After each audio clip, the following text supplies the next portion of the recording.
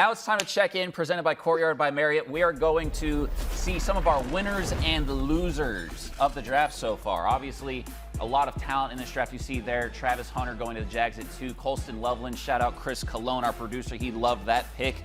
Obviously, our Falcons did pretty good, getting some edge rushers. And the Chargers, Omari Hampton. Ben, I understand that you are a fan of this guy, which I really am too, because as a college football head, this is the one guy that we've been saying, hey, whoever ends up with him is going to be a happy camper. Tell us why. Yeah, Ashton Genty was the guy who got all the big name, right? The big running back prospect. But brother, Omari Hampton on all 3 downs, thought he was a lock steady first-round pick at running back. This is a 3rd and 1 against Wake Forest, 3rd and 1 short yardage. I want you to go be urgent up to the line of scrimmage. Omari Hampton presses the line more aggressively than any other back.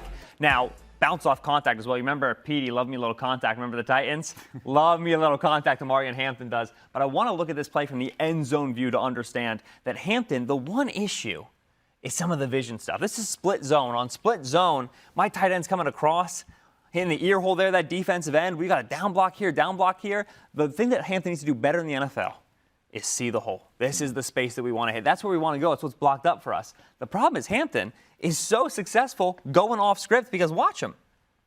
Bounce, bounce. And then he finds the third play, the safety here. This is my favorite part.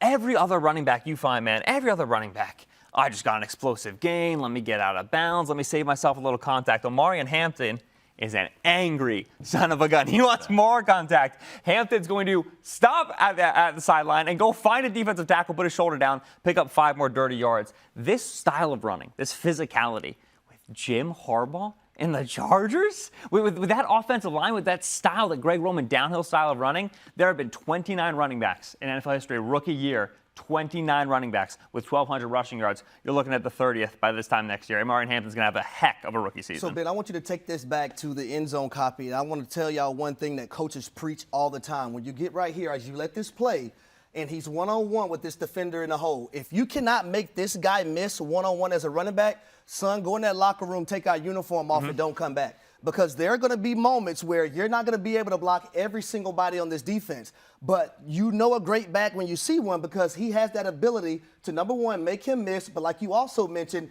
he has that contact balance to stay on his feet and get more yards at the contact. Yep, and people say, like, oh, the wiggle, the elusiveness lesson. When you bounce off contact like this, wiggle, schmiggle, I don't worry about it now. The yards after contact from Omari Hampton is going to walk in the league immediately and be one of the best. Absolutely. Balance comes to mind with this guy. Obviously, we heard, I think, was it Louis Riddick that was comparing him to Joe Mixon on the broadcast?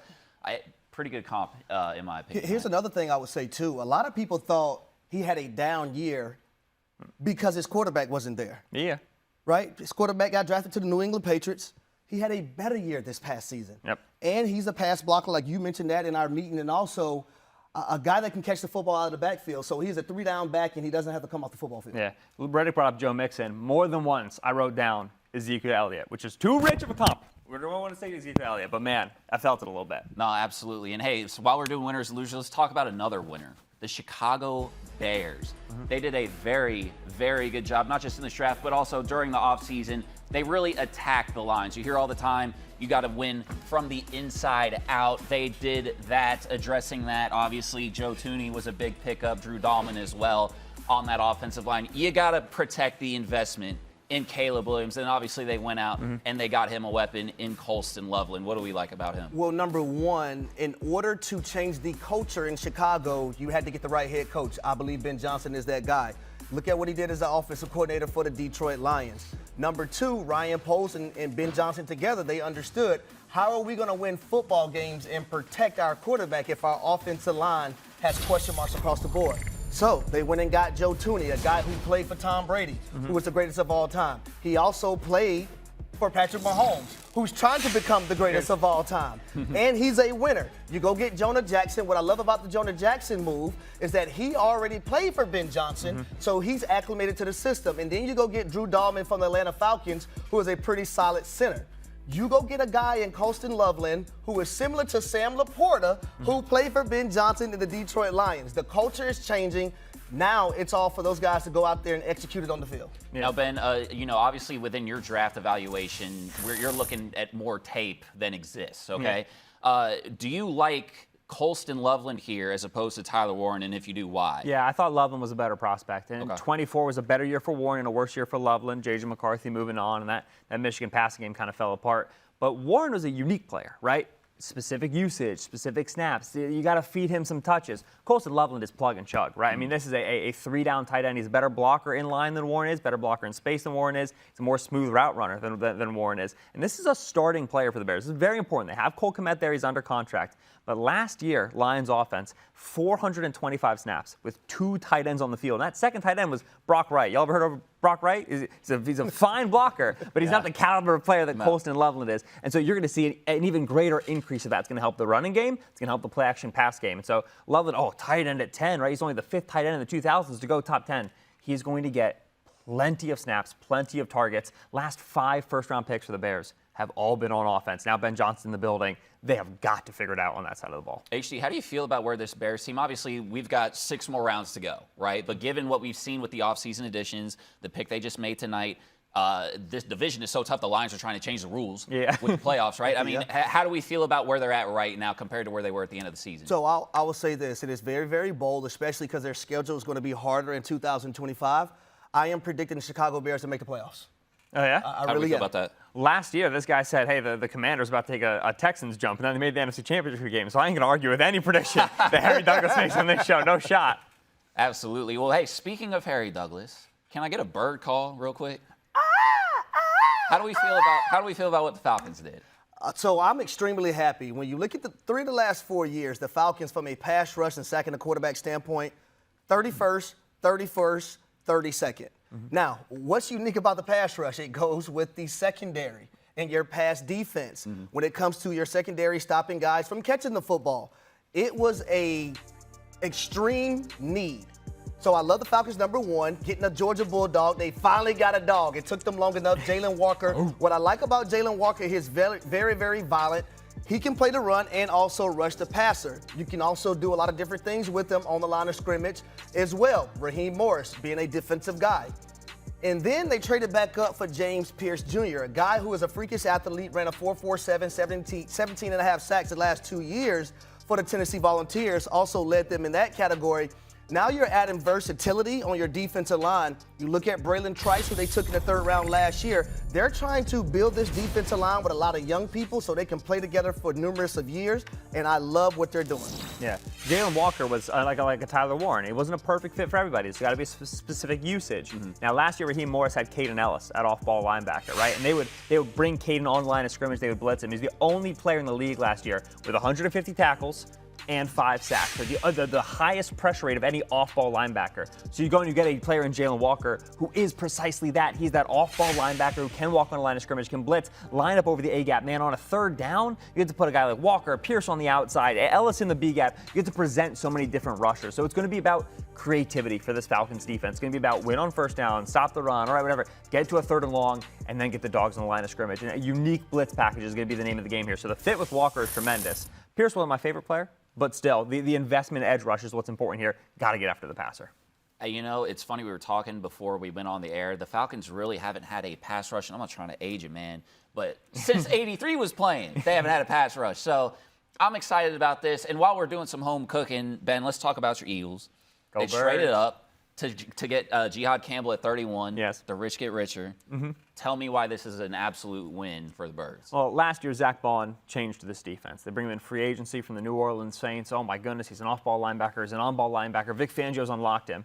This year in the draft, there was a Zach Bond clone. His name was Jihad Campbell, Alabama. Off-ball linebacker, on-ball linebacker, 6'3", 235. He was initially recruited as an edge rusher. They moved him to off-ball because they had so many edge rushers in Alabama. Got a lot of players there. And he took to the position so well, flies around the field. We talk about sideline to sideline range. There's not that many linebackers in the NFL who can influence things. 53 and a third yards that field is. Jihad Campbell can do it. He's starting to feel passing concepts too. Oh, got to get to the dig, got to get to the slant. He's starting to get an instinct for it. This is a rising player. It was expected to go top 15, top 20. Labrum issue popped up at the combine, right? So that became a concern. Okay, maybe he's going to medically fall. Howie Roseman says, listen, I drafted Nakobe Dean. I drafted Josh Sweat. I don't care about no medical problems. We're going to take the risk on these guys. This is one of the best players that was available at the spot. Eagles make the investment. Rich get richer. Strength gets stronger. Ben wanted to start Howie the show with Roseman, that man, pick. he never seems to disappoint. Howie Like sees him. he never does. And I would also say this. when you talk about the versatility with Zach Bond and also now Campbell, when you're offensive lineman, when you're a quarterback, and also when you're a slot guy, right? And you got that count, that mic point. When you have guys that are interchangeable, it messes with the count sometimes, and it may confuse offensive linemen too. It's very important that the Eagles do this very, very heavily. Well, they will put 4 guys on the line, they'll let you get lined up, and then they'll bring a 5th one on the line. That's Vic Fangio 101, right? Let us change the picture on you, make you communicate better than us. So in Campbell, we overuse chess piece. Not a lot of guys are chess pieces. Sure. This guy is a chess piece. Now, speaking of chess pieces, let's stay on the Eagles here for a second. Obviously, the reigning Super Bowl champions. What have you sort of seen them in terms of direction this offseason thus far? Yeah, so they lost a ton of snaps along the defensive line. Milton Williams leaves for the Patriots. Josh Sweat leaves for the Arizona Cardinals, right? Darius Slay and James Bradbury both moving on. They lost defensive talent. They knew there were going to have to be a lot of young players starting. They didn't chase defensive line, which I really like, right? Campbell, like I said, can play the edge, but they said, listen, we're going to get good players in the building. We're going to trust our draft and develop. They're always investing in that spot. They're going to come back round 2, round 3, go for a safety to replace Chauncey Gardner-Johnson, go for an edge rusher to replace Sweat. They're going to continue to invest in that defense. But in Campbell, Howie Roseman did what the good GMs do. Let the board come to you, right? Okay, if it's not the edge rusher right now, if it's not the tackle, just let the board come to me and deliver Jihad Campbell from the Alabama Crimson Tide. Absolutely. And, of course, among the winners, we got to have losers, even though I think these are picks that we're probably just a little bit more confused about the fit. One of them, obviously, that stuck out, HD, was with the Buccaneers taking Emeka Egbuka as a wide receiver. It's like, hey, man, it's only one ball, right? Yeah. That one sort of stuck out to you. Tell me what you think about that pick for the Buccaneers. Number one, when I look at the Buccaneers and their defense, their pass defense was 29th in the NFL last season. And that worries me. I thought they should have went corner or safety with that pick. Also, when you look at that wide receiver room, they just re-signed Chris Godwin. You still have Mike Evans. I love what Jalen McMillan did when Chris Godwin was out last season. And you also had a run game in which you didn't have in 2023. You had it in 2024. So, Ben, you brought up this point. You only have one football. Yep. Right? And when you have an extreme need in your secondary, why not take a cornerback with that pick?